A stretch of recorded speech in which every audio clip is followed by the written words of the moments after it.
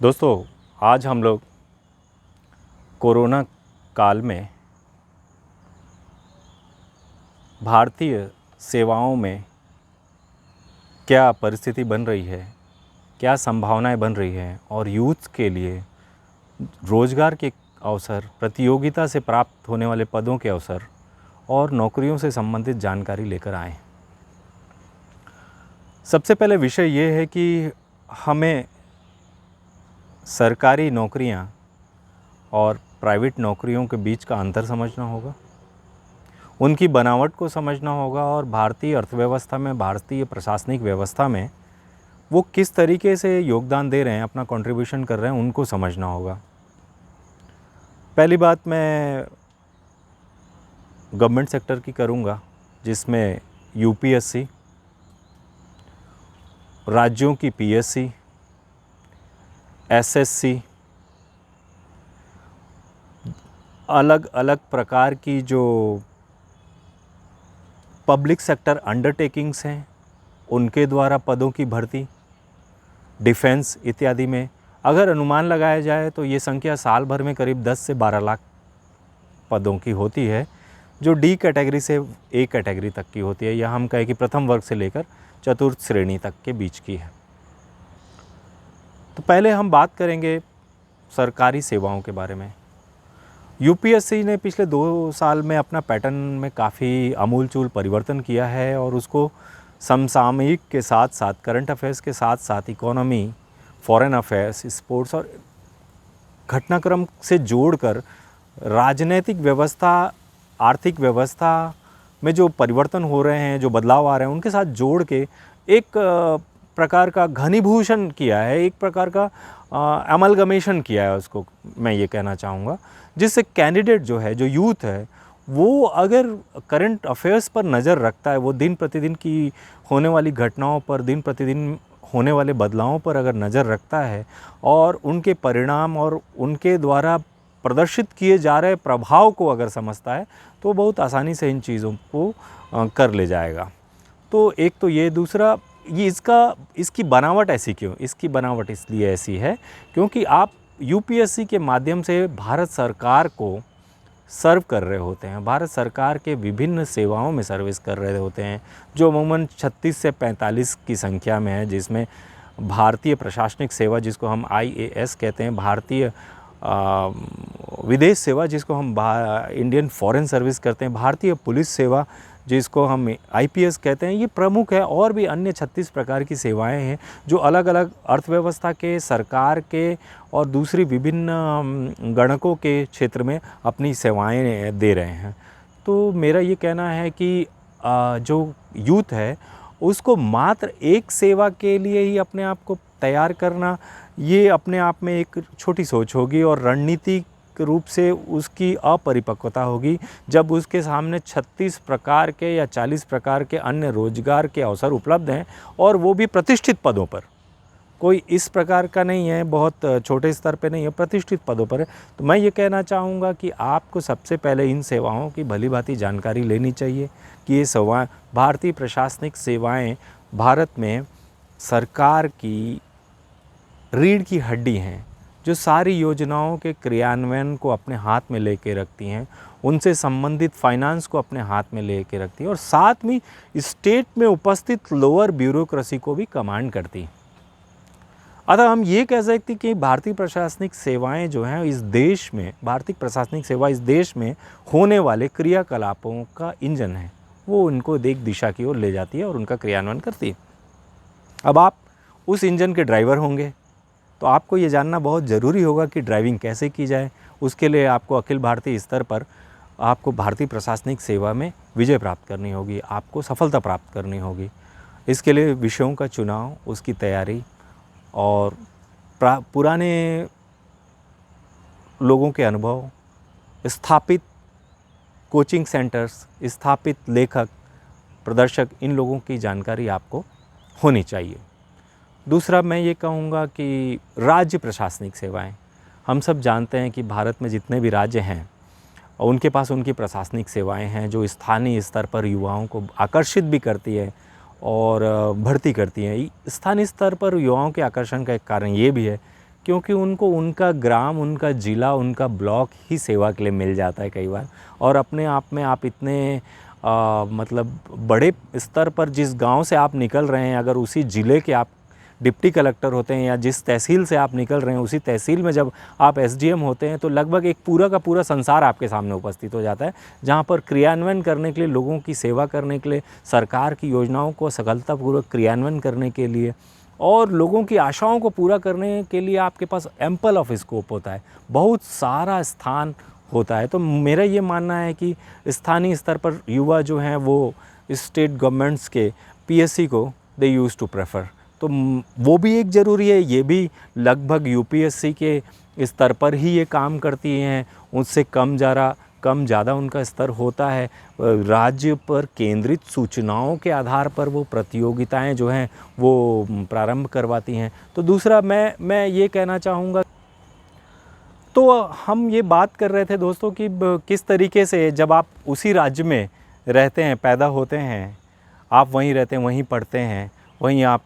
उच्च शिक्षा प्राप्त करते हैं और बाद में वहीं की शासकीय सेवाओं को आप अपना टारगेट करते हैं, और जिसको आप पीएससी के रूप में जाना जाता है। सारे स्टेट्स के पास उनकी पीएससी है जो स्थानीय युवाओं को प्राथमिकता देती है और आशा करती है कि स्थानीय युवा हर तरीके से अपने राज्य के सारी सूचनाओं से लैस होकर इस सेवा में जाएं, और फिर सेवा में जाने के बाद सबसे ज़्यादा मौलिक रूप से, क्योंकि आप उस राज्य के अंग रहे हैं, आप वहीं पैदा हुए हैं, आपने प्राथमिक स्तर से उच्च स्तर तक वहीं पर अपनी शिक्षा प्राप्त की होती है, आपके परिवार हैं, आपके रिश्तेदार हैं,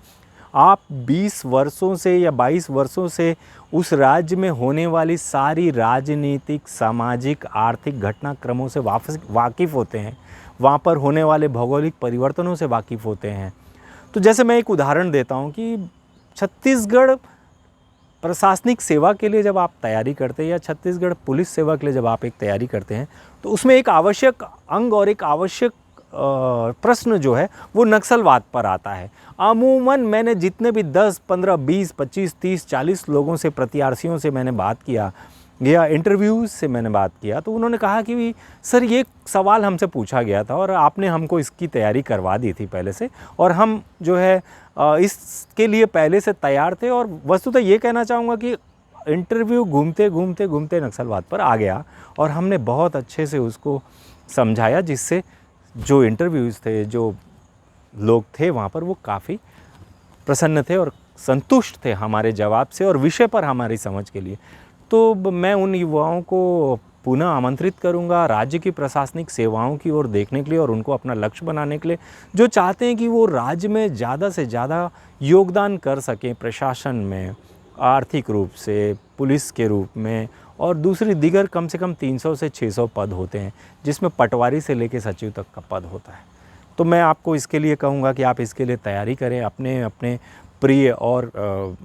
कमांड वाले सब्जेक्ट्स को, विषयों को चुनें, उनमें होने वाले परिवर्तनों को देखें, यूपीएससी के सिलेबस को अपने पीएससी के सिलेबस को टैली करें, अपनी रणनीति बनाएं।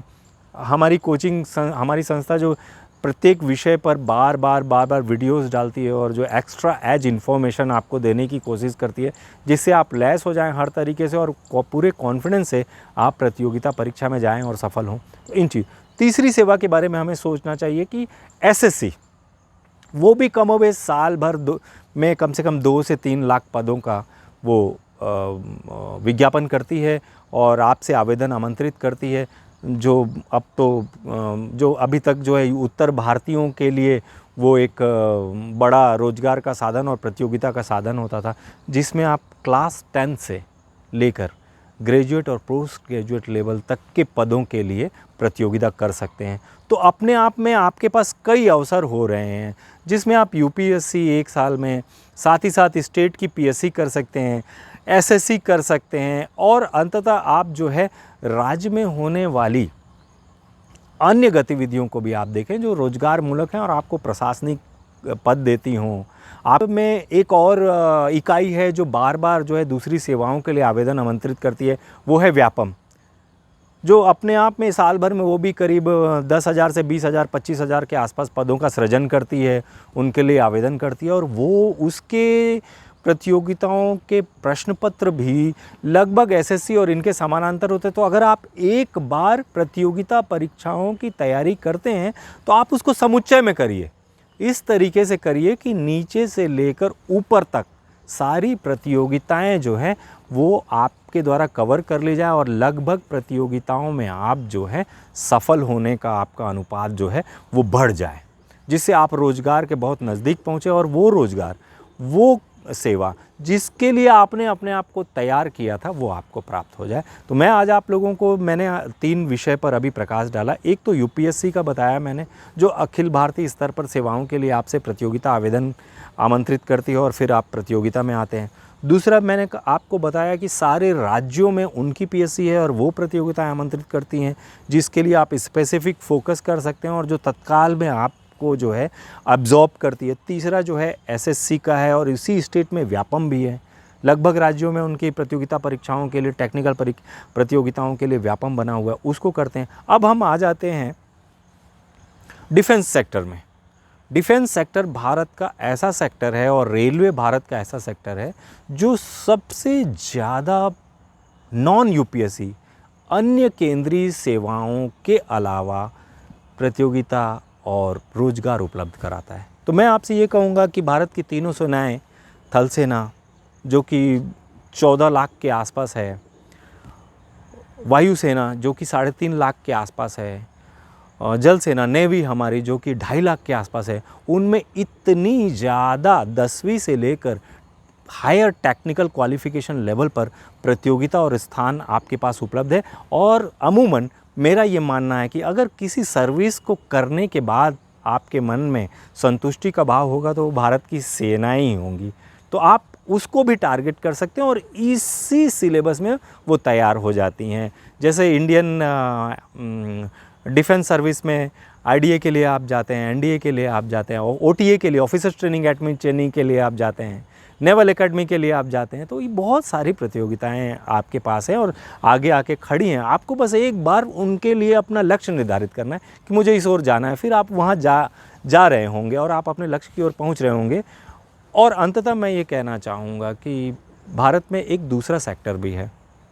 जो प्राइवेट है। कहने के लिए एक तर्क ये है कि प्राइवेट सेक्टर जो है बहुत ज़्यादा पैसा देता है, बहुत ज़्यादा पैसा तो देता है पर वो संतुष्टि नहीं देता, वो आपको एक बिज़नेस टारगेट देते हैं। अगर आप वो टारगेट शूट करते हैं तब तो आप सेवा में हैं। अगर आपने टारगेट में कोई कमी हुई, कोताही हुई, आप 1 या 2 महीने बाद जो है उस सेवा से, उस कंपनी से बाहर चले गए होते हैं। आपने देखा है कि कोरोना काल में लगभग कंपनियों में, पूरी दुनिया में, भारत में ही नहीं पूरी दुनिया में लगभग कंपनियों में छँटाई हुई। इसका मतलब ये है कि अगर आप एक स्थायी और आदरणीय सामाजिक, राजनैतिक, आर्थिक और राष्ट्रीय स्तर पर योगदान करने वाली सेवा में जाना चाहते हैं तो उसके लिए आपको प्रशासनिक सेवाएं और सरकारी सेवाओं को ही टारगेट करना होगा, जो अपने आप में आपको UPSC, state PSC, SSC, Vyapam के रूप में उपलब्ध है। तो दोस्तों हम लोगों ने आज बात किया कि वर्तमान परिस्थितियों में जब पूरे विश्व की इकॉनमी नीचे जा रही है, रोज़गार में छटनी हो रही है, रोज़गार जा रहा है, आपका एम्प्लॉयमेंट कम हो रहा है, इकॉनमी में एम्प्लॉयमेंट जनरेट करने की क्षमता घट गई है, नए रोज़गार के अवसर उपलब्ध नहीं हो रहे, उस वक्त भी केंद्रीय सेवाएं, प्रशासनिक सेवाएं, राज्य प्रशासनिक सेवाएं, एसएससी, रेलवेज़, भारत की संयुक्त सेनाएं अपने लिए आवेदन आमंत्रित कर रही हैं। इसके लिए आपको करना क्या है? इसके लिए करना है, सबसे पहले आपको अपना लक्ष्य निर्धारित करना है कि हम इस सेवा में जाने के लिए प्रतियोगी बनेंगे, प्रतियोगिता करेंगे। उसका बैकग्राउंड चेक करना है आपको, किस किस प्रकार से ये प्रतियोगिताएं हो रही हैं, कब कब हो रही हैं, उनका टाइम टेबल, टाइम शेड्यूल आपको पता करना है। इसकी एलिजिबिलिटी, योग्यता आपको पता करना है। पहले कौन लोग सेलेक्ट हुए, उनका क्या बैकग्राउंड था, वो आपको देखना है।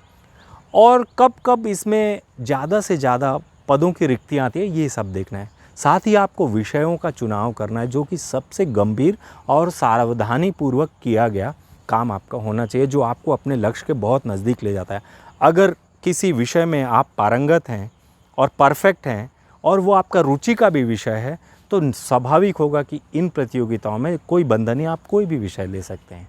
तो वो पारंगत होने वाला विषय आपको आपके लक्ष्य तक पहुंचा देगा। तीसरी सबसे इम्पोर्टेंट चीज़ जो काफ़ी मायने रखती है, आपको पूरे वर्ष के लिए एक रणनीतिक प्रतियोगी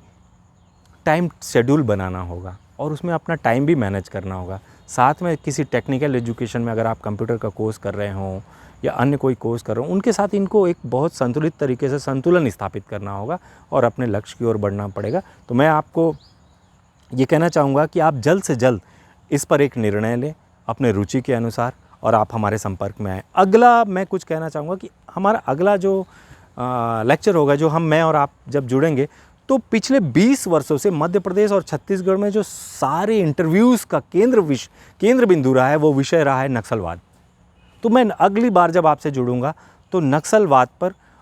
काफ़ी गंभीर चर्चा करेंगे और कुछ रोचक जानकारियाँ भी आपके दूंगा। Thank you very much friends.